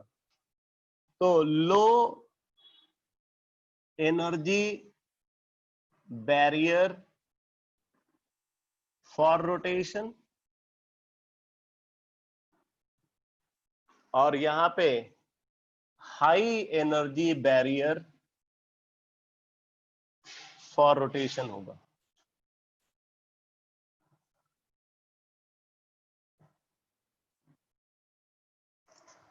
सर हाँ बोलो। इसमें जैसे ऐसे भी कर सकते हैं, जैसे फर्स्ट पहले एंटी एरोमेटिक था और अगर उसका जैसे हम ऊपर रोटेट कर नहीं देंगे नहीं, तो ये कैसे बोल सकते हो एंटी एरोमेटिक था? क्योंकि सर मतलब टोटल 4 बॉन्ड थे एंटी ना, एरोमेटिक कैसे बोल सकते हो? मतलब पूरा स्ट्रक्चर तो ओवरऑल प्लेनर ही था हाँ ठीक है। और पाई इलेक्ट्रॉन्स मतलब 4 पेयर थे पाई इलेक्ट्रॉन्स के। 4 पेयर में वो बीच वाले को कैसे काउंट करोगे? अच्छा ठीक है, वो ले लिया। ठीक है। बेसिकली क्या है, वो जो बीच वाला पाई बॉन्ड है, वो बीच वाला पाई बॉन्ड को ब्रेक करने के बाद कहां पे स्टेबिलिटी मिल रही है, कहां पे नहीं मिल रही है। तो पहले वाले में उस बॉन्ड को ब्रेक करने पे स्टेबिलिटी मिल रही है, दूसरे वाले में उस बॉन्ड को ब्रेक करने पे स्टेबिलिटी नहीं मिल रही है। ठीक है, इसलिए फर्स्ट में एनर्जी बैरियर फॉर रोटेशन क्या है? फर्स्ट में एनर्जी बैरियर फॉर रोटेशन लो है, सेकेंड में energy barrier for rotation high है। तो मैं ये देख रहा हूं बेटा वीडियो क्वालिटी काफी अभी खराब हुई है। तो मैं अब आपको बता दूं कि मैंने टेस्ट का जो सिलेबस है, जो आपका टेस्ट होना है, उसका सिलेबस को मैंने कंप्लीट कर दिया है। आज आपको मैंने बोला है कि आप अपना फिजिक्स और मैथ्स और bio, physics maths and bio tuition का जो टाइमिंग है और डेज, वो मुझे आप बता दोगे। तो मैं आज आपको मतलब जो है व्हाट्सएप ग्रुप में आपको बता दूंगा कि आपका टेस्ट कौन से दिन और किस टाइम पे होगा, उसी को देखते हुए, और फिर आपको उसी के हिसाब से अपना प्रिपरेशन करना है। और आगे से आपका टेस्ट डे और टाइमिंग जो है उसी मैं जो आज मैं फिक्स करूंगा, वही आगे सारे टेस्ट के लिए वही डे और टाइमिंग जो है फॉलो होगा। तो आप सभी को आज इवनिंग तक अपना जो मैंने बोला है तीनों ट्यूशन का टाइमिंग, वो मुझे बता देना। क्लियर है बेटा? भूलना नहीं इस चीज को। Okay, thank you sir. Thank you sir.